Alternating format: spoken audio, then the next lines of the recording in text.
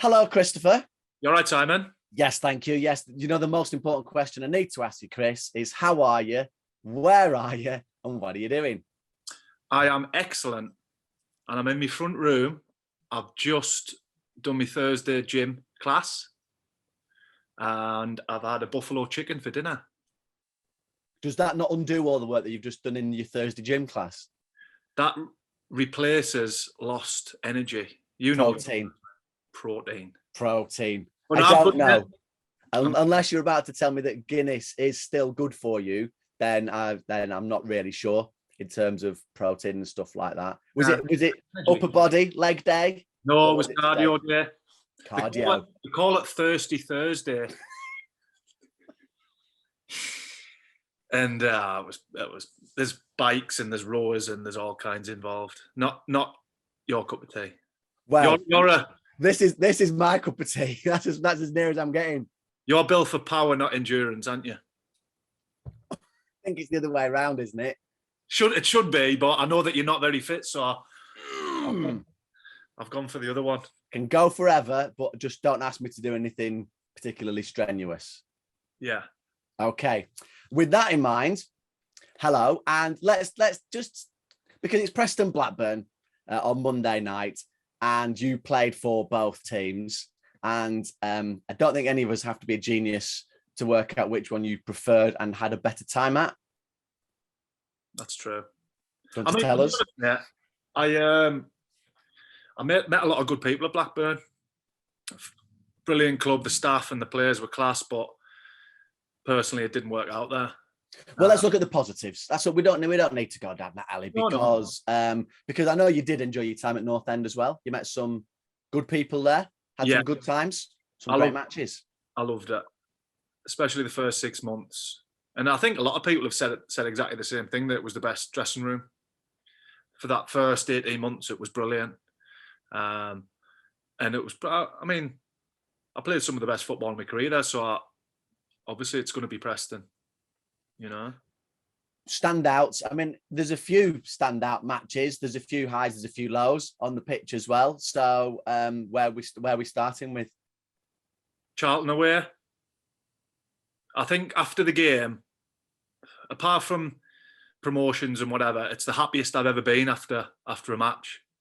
I just remember just feeling, I did feel like I was just cloud nine. I know it's a bit of a cliche and whatever, but I think we'd near enough cemented our league status, and I just felt like I could run all day for the first time.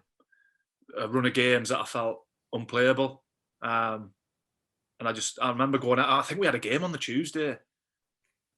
So I definitely shouldn't have done this, but I went out and just went into town.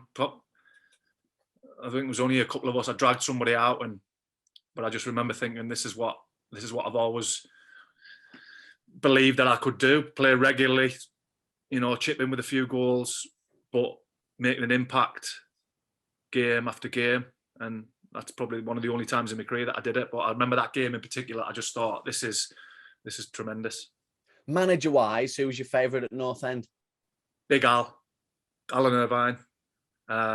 Obviously signed us, but you just knew where you stood with him.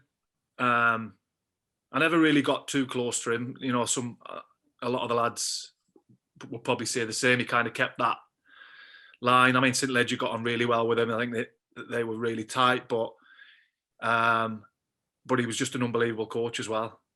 I kind of knew him from his Newcastle days when he was in the youth team and stuff, but I didn't realise like the attention to detail that he'd go into, and a lot of the time in meetings and stuff, we're like, you know, I know I've just bore, haven't I? 4 minutes it took though, so you know. Yeah, a lot of the times in the meetings and stuff, a lot of the lads were thinking it doesn't really need to be this deep, but he was brilliant. There's a few managers like that at the very, very highest. That, I mean, they say that about Benitez, don't they? And I think Pep, to a certain degree, as like those, he sort of goes, and maybe he was just a forerunner to all of them. Yeah, and you know, him and Mick McCarthy from personal experience, but yeah, Alan Irvine was brilliant. He definitely got the best out of me. He understood the way that my body wasn't sometimes 100%, but he did definitely get the best out of us, especially that first 6 months. So you said Alan Irvine signed you. So why did you come to Preston North End? What was the allure? What was the attraction for you to come to Deepdale? To be honest, I'd only just signed for. I'd only been at Norwich a year, and Glenn Roeder came in down there, and he just didn't. I think he needed to get us off the wage bill. The team was struggling, and I wasn't playing. So, to be honest with you, mate, I didn't have that many options. And if you remember, at the time, Preston were bottom of the league. So it was one of them where I thought, I just need to go and play, or else I'm quickly going to fall off the radar. Even though I was only 21, 22, I felt like I had a point to prove because I'd gone to Norwich from Sunderland and didn't rip up any trees at all. So I kind of went, and as soon as I met Alan, I could tell that the club were turning around because they were struggling under Paul Simpson, but I just felt like the way Alan was speaking, that he knew exactly which way he wanted to go, and it turned out to be exactly that because his signings in that January, he brought Chappie in on the same day as me, and the level you could just see in training that there was just no way they should have been down there. And it was within a couple of weeks I knew I'd made the right decision because I got on well with the lads straight away, and the team were flying. You know, we were just going into games. It doesn't matter who we were playing. I think Stoke and West Brom were at the top, and we beat them. We beat them quite comfortably. So it was one of them where within a couple of weeks I knew I'd made the right decision, even though I was joining the team at the bottom of the league. What were your first impressions when you came in? Like, did you have any preconceived? I think you'd played. Did you play at Deepdale for Sunderland? Yeah, I played around about New Year. Was it one that Ross Wallace got sent off? Was it that one, or was that a different one? Preston beat us. I don't know. Was it around New Year's Day or something like that? It was the one where I think Roy Keane was in charge, and they beat us 4, I think, or something. And I just remember thinking how good Preston were. But even under Billy Davies and stuff, they just always a team that worked hard, knew the jobs, and they were horrible to play against. So I knew that was the values of the club, and but yeah, it was one of them teams that I seemed to play against quite a lot. So even when I came to Preston, I felt like I'd been there a lot anyway. So in terms of it's not the derby, it's a derby, I suppose, on Monday night. I'm just fishing for another derby story from you again, really, aren't I? So in terms of, you may have played in the derby against the team up the motorway on the coast. So I know that the game at Charlton brings back good memories for you for all sorts of reasons, but that game's still special as well. Yeah, that's up there as well. Again, just more from, you just remember the celebrations, the group of lads that you were involved in that game with, and I know Preston brought a good amount of fans, and we still talk about this to this day. Every time I speak to Mel's, he's always tagging us in something, and Billy Jones. Even when we see Kenner, we've done some work with Kenner, and it's always great to see these lads because it was such a good changing room, and I think the fans will probably look back at them times, and from where in that year fighting relegation to then the next season getting in the playoffs and obviously beating Blackpool that year. I think they might have. Did we draw? I think we drew at home, didn't we? Or they might have even beat us. But that game at Bloomfield Road was definitely up there for me. So I know you were born in Doncaster, obviously from when your dad was playing there at the time. You see yourself as a Mackem, sort of being born in Sunderland. In terms of you leaving Preston then, did it just feel like maybe it was a natural conclusion to your time at North End, and B, actually there was a good reason in your heart, if nothing else, to go to Doncaster? Or not? I think because I know we got relegated and Phil Brown wanted to keep us, but he was concerned about me back, and he actually paid for a physio to work with during the summer. And he said, if you can prove that you're fit and there's nothing too much going on with your back, I'll offer you a new contract, which I thought was good. But then, because I did get on well with Phil Brown, But then it kind of came to a point where I'd done all my work. I proved that I was fit enough. And then I picked up the paper one day and realised that I wasn't getting a new contract, and they've had to slash the budget and what have you. So then I realised that I wasn't going to be signing at Preston. So that was taken out of my hands. And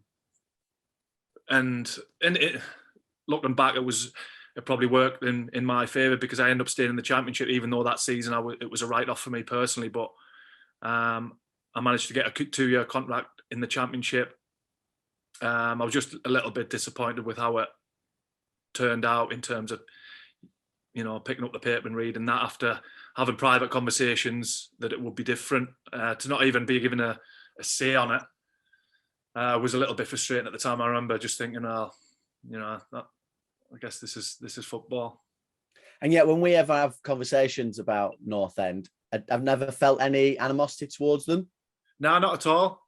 Not at all. It was more because I was part of the change room that got relegated. I know after all there was a bit of a merry-go-round with managers coming in and players leaving, and some of the decisions, players leaving on a free that it might have been dealt with better. But it's hard to have any animosity really, because I loved that. I loved my 3.5 years there.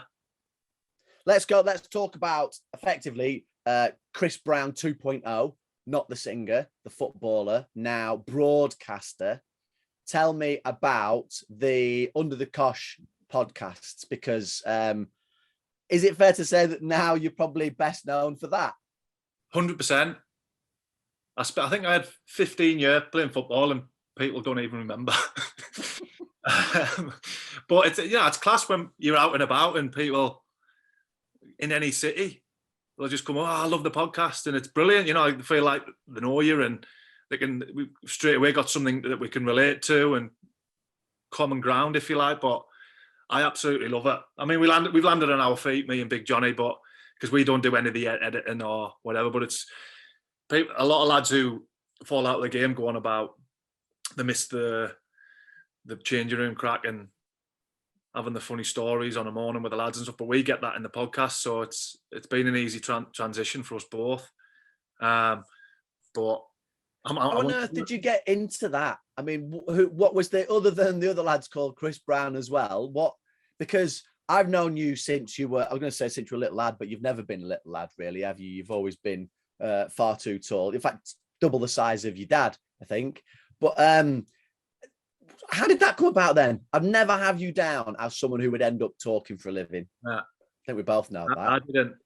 I was the lead, even when I was a so-called experienced pro, I would never be vocal in the changing rooms. I was a little bit wary of what I'm saying, and I was massively out of my comfort zone doing anything like that.